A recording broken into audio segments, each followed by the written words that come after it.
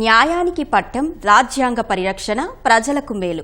ఇదే సుప్రీంకోర్టు అంతిమ లక్ష్యం. ఈ స్ఫూర్తితోనే అనేక తీర్పులను వెలువరించింది సర్వోన్నత న్యాయస్థానం. ఇందులో చరిత్రలో నిలిచిపోయే తీర్పులు ఉన్నాయి. కేశవానంద భారతి కేసు మొదలు ఆర్టికల్ 370 రద్దు, ట్రిపుల్ తలాక్, అయోధ్య రామమందిర నిర్మాణం, పౌరుల హక్కుల వరకు ఇలా ఎన్నో కీలక తీర్పులు ఈ జాబితాలో ఉన్నాయి. చరిత్ర ఉన్నంత వరకు నిలిచిపోయే అనేక తీర్పులను సుప్రీంకోర్టు వెలువరించింది. న్యాయ దేవతకు ప్రతిరూపంగా భాసిల్లుతూ భారతదేశ ఔన్నత్యాన్ని సమున్నతంగా నిలబెట్టిన గొప్ప ఘన చరిత్ర సుప్రీంకోర్టుది. మరి సుప్రీంకోర్టు పేరు చెప్పగానే గుర్తుండిపోయే అలాంటి కేసులు, దానిపై వెలువడిన తీర్పులు ఏమిటో ఇప్పుడు చూద్దాం.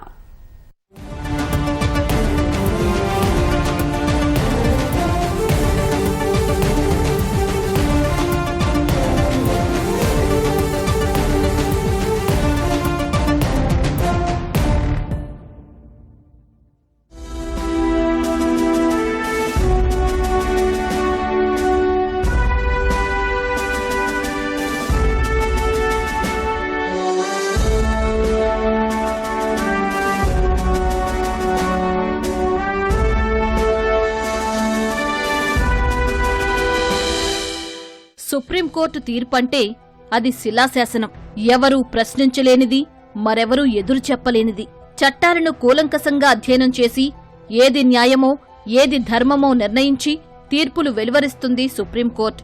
అలాంటి ఎన్నో తీర్పులు వెలువరించినా అందులోనూ చరిత్రలో ఎప్పటికీ చెరిగిపోని తీర్పులు కూడా ఉన్నాయి. అలాంటి ముఖ్యమైన వాటిలో ఒకటి కేశవానంద భారతి కేసు తీర్పు. Kesavananda Bharati versus state of కేరళగా ప్రాచుర్యం పొందిన ఈ కేసులో తీర్పు వెలువడి గత ఏడాదితో 50 ఏళ్లయింది. రాజ్యాంగ మౌలిక స్వరూపం, పౌరుల ప్రాథమిక హక్కులకు సంబంధించి అత్యంత కీలకమైన కేసుగా ఇది న్యాయ చరిత్రలో నిలిచింది.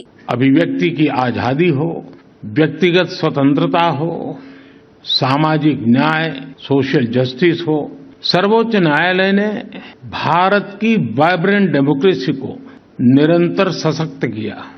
7 दशकों से भी लंबी इस यात्रा में सुप्रीम कोर्ट ने इंडिविजुअल राइट्स और फ्रीडम ऑफ स्पीच पर कई महत्वपूर्ण निर्णय किए हैं.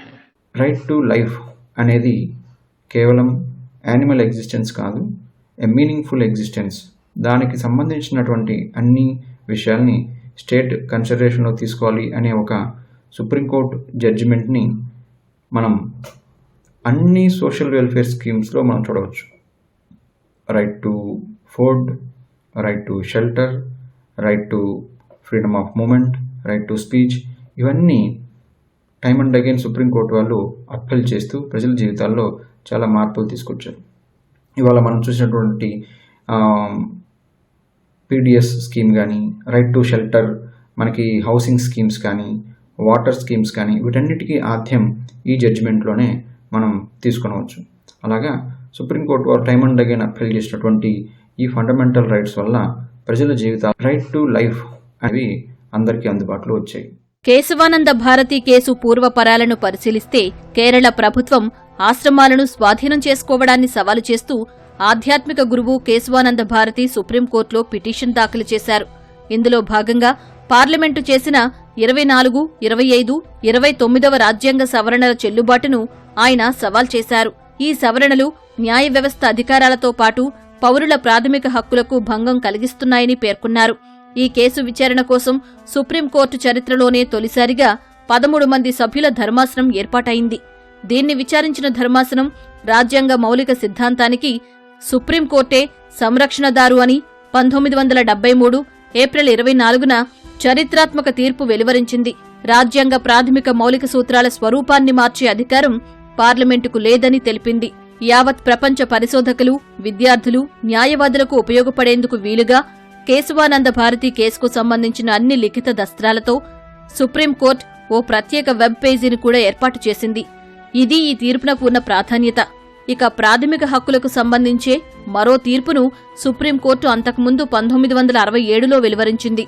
గోలక్నాథ్ వర్సెస్ స్టేట్ ఆఫ్ పంజాబ్గా పేర్కొనే ఈ తీర్పులో రాజ్యాంగం కల్పించిన ప్రాథమిక హక్కులను తొలగించడానికి వీల్లేదని స్పష్టం చేసింది. ఆ అధికారం పార్లమెంటుకు లేదని తెలుగువాడైన సుప్రీంకోర్టు ప్రధాన న్యాయమూర్తి జస్టిస్ కోకా సుబ్బారావు నేతృత్వంలోని ధర్మాసనం తెలిపింది.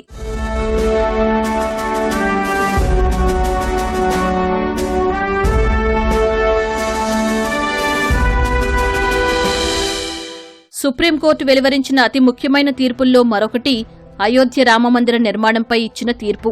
శతాబ్దాలుగా నలుగుతున్న వివాదానికి 2019 నవంబరు 9న సుప్రీంకోర్టు తన తీర్పుతో ముగింపు పలికింది. అయోధ్యలో వివాదాస్పద 2.77 ఎకరాల భూమిని రామాలయ నిర్మాణం కోసం ఒక ట్రస్టుకు కేటాయించాలని ప్రధాన న్యాయమూర్తి జస్టిస్ రంజన్ గొగోయ్ నేతృత్వంలోని సుప్రీంకోర్టు ధర్మాసనం చరిత్రాత్మక తీర్పును వెలువరించింది. మసీదు నిర్మాణం కోసం అయోధ్యలోనే ప్రత్యామ్నాయ స్థలంలో 5 ఎకరాల భూమిని సున్నీ వక్ఫ్ బోర్డుకు ప్రభుత్వం కేటాయించాలని తీర్పు వెలువరించింది. సుప్రీం తీర్పు నేపథ్యంలో రామమందిర నిర్మాణానికి 2020 ఆగస్టు 5న శంకుస్థాపన జరగగా కోట్లాది మంది భారతీయుల కల నెరవేరి ఇటీవలే బాలరాముడి విగ్రహ ప్రాణప్రతిష్ఠ జరిగింది. సుప్రీంకోర్టు చరిత్రలో ఇది కూడా చిరస్థాయిగా నిలిచిపోయే తీర్పే.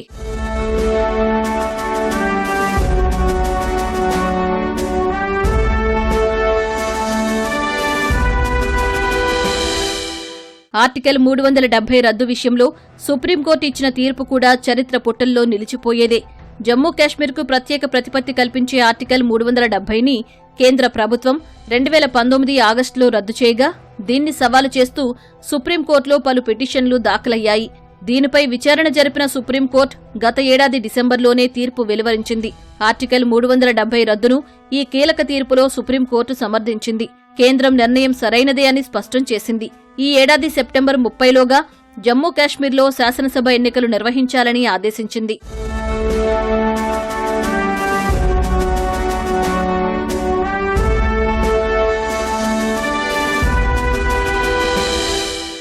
మహిళా హక్కులను కాపాడే విషయంలోనూ సుప్రీంకోర్టు ధర్మబద్దమైన అనేక తీర్పులను వెలువరించింది.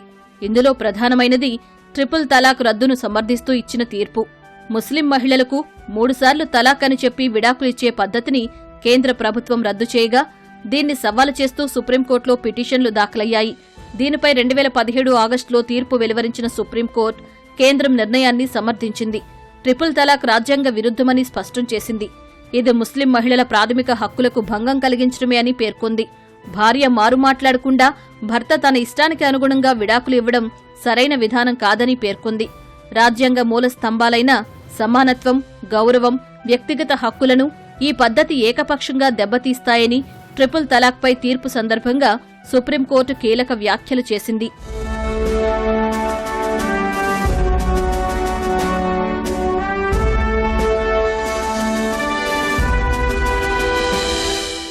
సుదీర్ఘకాలంగా నలుగుతున్న స్వలింగ సంపర్కుల వివాహాలపై గత ఏడాది అక్టోబర్లో వెలువరించిన తీర్పు కూడా కీలకమైనదే.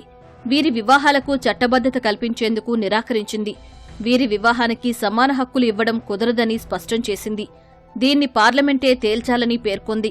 అయితే స్వలింగ సంపర్క జంటలపై ఎలాంటి వివక్ష చూపించవద్దని, వారి హక్కులను కాపాడాలని కేంద్ర రాష్ట్ర ప్రభుత్వాలను ఆదేశించింది. వారి సహజీవనంపై ఫిర్యాదులు వస్తే కేసు నమోదు చేసే ముందు ప్రాథమిక దర్యాప్తు చేపట్టాలని తెలిపింది.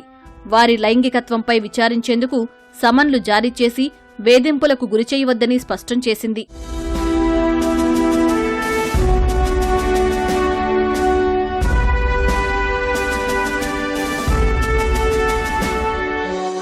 ఇవాళ భారతదేశానికి అత్యున్నత న్యాయ వ్యవస్థగా ఉన్న సుప్రీంకోర్టు ఇవాళ న్యాయ వ్యవస్థలో అనేకమైన సంస్కరణలు తీసుకొని వచ్చింది. బేసిక్గా భారతదేశంలో సుప్రీంకోర్టు కానీ వివిధ రాష్ట్రాల తాలూకా హైకోర్టులు కానీ నిర్మాణ వ్యవస్థ బేసిక్ వ్యవస్థని పూర్తిగా సంస్కరించి ఇవాళ న్యాయపరమైన సంస్కరణలు తీసుకొని రావడమే కాకుండా ఇవాళ లోక్ అదాలత్లు కానీ, అనేక ట్రిబ్యునల్స్ కానీ, అలాగే ఫాస్ట్ ట్రాక్ కోర్ట్స్ కానీ, స్పెషల్ కోర్ట్స్ కానీ ఇవన్నీ కూడా కాన్స్టిట్యూట్ చేసి ఇవాళ దేశంలో సత్వర న్యాయానికి, సామాజిక న్యాయానికి కూడా ఇవాళ సుప్రీంకోర్టు ప్రాధాన్యత ఇవ్వడం కాకుండా ఆ దిశగా ఇవాళ సక్సెస్ఫుల్గా ఇవాళ ఇండియన్ జ్యుడిషియరీ సిస్టమ్, ముఖ్యంగా సుప్రీంకోర్టు ఒక నిర్మాణాత్మక పాత్ర వహించింది.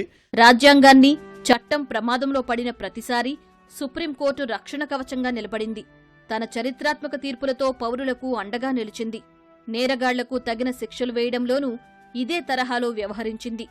అవినీతిపరుల నుంచి మొదలు హత్యా నేరగాళ్ల వరకు 75 ఏళ్ల చరిత్రలో ఎంతో మందికి శిక్షలు విధించి కటకటాల వెనక్కు పంపింది. ఇన్నేళ్ల చరిత్రలో ఆయా తీర్పుల ద్వారా ప్రజల నుంచి మొదలు ప్రభుత్వాల వరకు అందరికీ స్ఫూర్తిని కలిగించింది. అడుగు పెడితే తప్పక న్యాయం జరుగుతుంది అన్న భరోసాను అనేక తీర్పుల ద్వారా కల్పించింది భారతదేశ సుప్రీంకోర్టు. అది మన ఉన్నత న్యాయస్థానానికి, దాని తీర్పులకు ఉన్న ఘన చరిత్ర.